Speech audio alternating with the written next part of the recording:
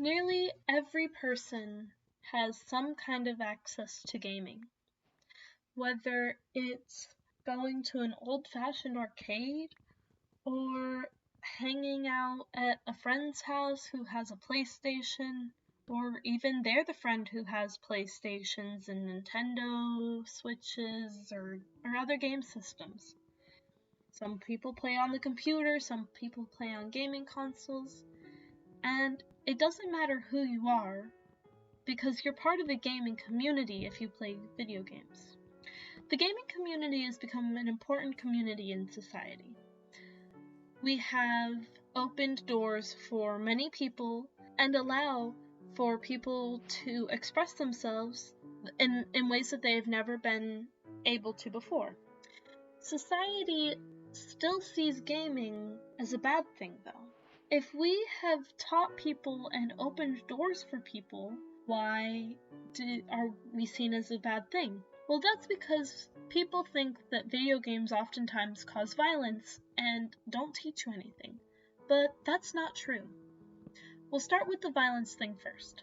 Violence is something that is oftentimes learned by parents or families or friends or other people, including people that you meet online. But not every video game causes violence, and oftentimes most help prevent people from being super violent.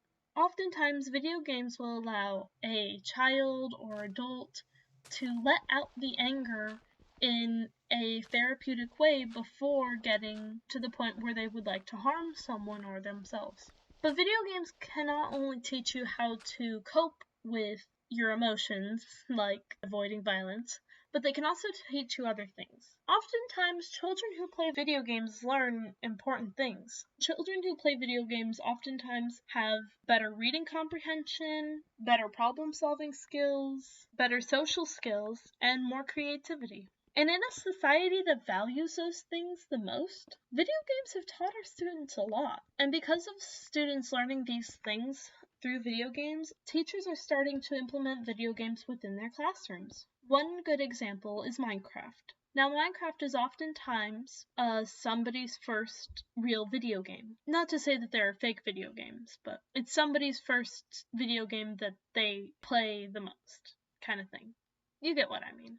Well, in Minecraft, you're forced to be creative. You're forced to find creative solutions to your problems. And you don't do a whole lot of reading in Minecraft, but Minecraft has opened up to educators with their education edition that allows for students to learn science and reading and math and other forms that help them. But also, video games can teach you social skills, not just because of these communities and their influencers and everyone with them, or that comes with the community, but because of multiplayer versions. Almost every game on the market now has some form of multiplayer, whether it's allowing a community to share ideas and projects and worlds and stuff like that, or it's allowing players to get together to complete a goal, a task, or really just goof off and do anything they want to. Video games have also helped people with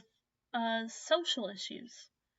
Video games have helped a lot of people out of depression and have helped them through anxiety. Oftentimes people play video games because it's a good coping mechanism.